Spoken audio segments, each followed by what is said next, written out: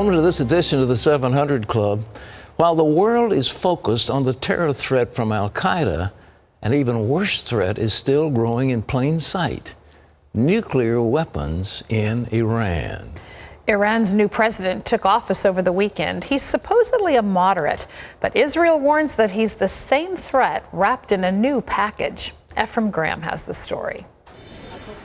He's a former top nuclear negotiator for Iran, and on his first days in office, he's trying to do just that. President Hassan Rouhani spoke in an open session of Iranian parliament, telling the West the way to deal with Iran is through building trust and respect, not through sanctions. But the U.S. says Iran must first do its part when it comes to its nuclear program.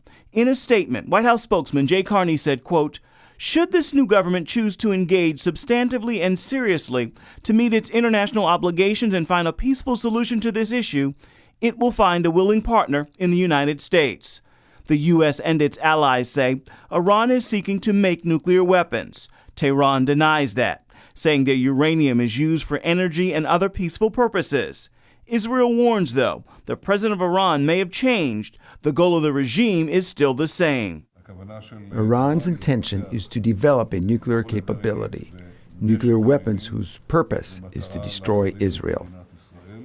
Netanyahu has previously described Rouhani as a wolf in sheep's clothing, and Israel says Rouhani's intentions in regards to Israel were made clear just before his inauguration. He attended an annual pro-Palestinian holiday in which protesters chanted, "Death to Israel." President Rouhani showed us so fast and so soon that there is no difference between him and his predecessors. He himself said once again that Israel has no right to exist, and I would like to believe that the international community will realize that to deal with Rouhani is to deal with Ahmadinejad. They are the same. Ephraim Graham, CBN News. Thanks, Ephraim. Our Middle East Bureau Chief, Chris Mitchell, happens to be stopping by our studio on a visit from Jerusalem. And Chris, we keep hearing this guy's a moderate. What's your take on it? What do the Israelis think? Well, the Israelis say that you can't get to be a moderate and get to run for president of Iran. The 8 candidates that were chosen in June to run off in June were all handpicked by the supreme leader, Khatami. And so when you look at a moderate, Ahmadinejad was a wolf in wolf's clothing. Rouhani is more like a wolf in sheep's clothing, but they're the same thing. The policy is not going to change because the policy is set by the supreme leader, Khatami, and the ruling mullahs. Well, I think we're all asking, what are the Israelis going to do about it? If Iran gets a nuclear bomb, there's going to be nuclear blackmail, not only against Israel, but everybody in that whole region. Right. I don't think they're going to do that. I mean, I've been listening to Israeli officials over the years that say they won't let Iran get a nuclear bomb, whether it's through a military strike. Several years ago, we were down in the Negev desert. We saw what's called the F-16I. They call it the Sufa or Storm. And they wouldn't tell us what the range of the plane was, but they did say it had external fuel tanks, and the implication was clear that if they wanted to, they could hit Iran. So whether it's a military strike, industrial quote-unquote accidents, well, it's espionage, whether it's antiviruses like the Stuxnet, or targeted assassinations of Iran nuclear scientists, I think that one way or the other, Israel's not going to let Iran get the nuclear bomb.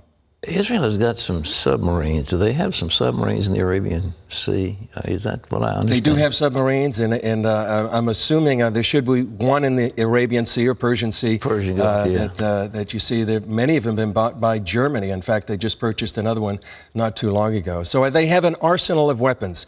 They have electronic jamming that they could go in. They have sophisticated weapons. And I'm sure there's weapons that we don't even know about that they're preparing for a possible strike to stop Iran's nuclear facilities. Have you talked to anybody over there who kind of let his hair down or her hair down to give us the straight word, or are they playing it close to the chest? Well, there's a lot of people that say those that know don't say, and those that say don't know. But I don't think anybody sort of let their hair down. But what they do say is that they just make clear that this is something they're not going to let go of. They know, like Netanyahu has said before, and you have said many times, that there is a toxic brew of their messy messianic ideology and their nuclear technology. They have an ideology, an end-time scenario that the Mahdi will come, and they can usher in the return of the Mahdi. And by doing that, by creating this chaos and perhaps pursuing weapons of mass destruction, they can foment this chaos. And so this is something that Israel is warning, not only for Israel's sake, but for the region, for the West, and specifically here in the United States, that they're warning that Iran's nuclear threat is a threat to the world. This new man, the press loves to mischaracterize these Muslims, and they keep calling him a moderate. What is your take? What are the Israelis saying about him? Well, he looks like a moderate. Like Ahmadinejad sounded like an extremist, like he was. But Rouhani dresses differently. He speaks differently. He couches himself in a whole different way and presents himself in a different way. He might be even more dangerous than Ahmadinejad, only because he can lull the West into negotiations and then continue this delaying tactic that they have for years about about Iran's nuclear program. He boasted that he had lulled the Europeans, by these negotiations when he was once Iran's chief negotiator, all the time while Iran was building their nuclear facility at Isfahan. Last question. Have you got any take as to when they might, I thought years ago before an American election or right afterward, it would be a good time to make a move, but they didn't do it. Do you think there's any optimum time when they might make some overt move against these facilities? Well, a lot of people are saying 2013 might be the year. Bibi Netanyahu last year at the UN talked about his red lines. He had that famous scene of a cartoon, a bomb shaped like a cartoon. They're getting closer and closer to those red lines. The former head of Israel's military intelligence said that Iran might have 3 to 5 enough enriched uranium to get 3 to 5 nuclear bombs by this year. And also Yuval Steinitz, he's the head of the strategic affairs. He said that Iran is not just trying to get a bomb or two, it's trying to get an arsenal of bombs, dozens of bombs eventually.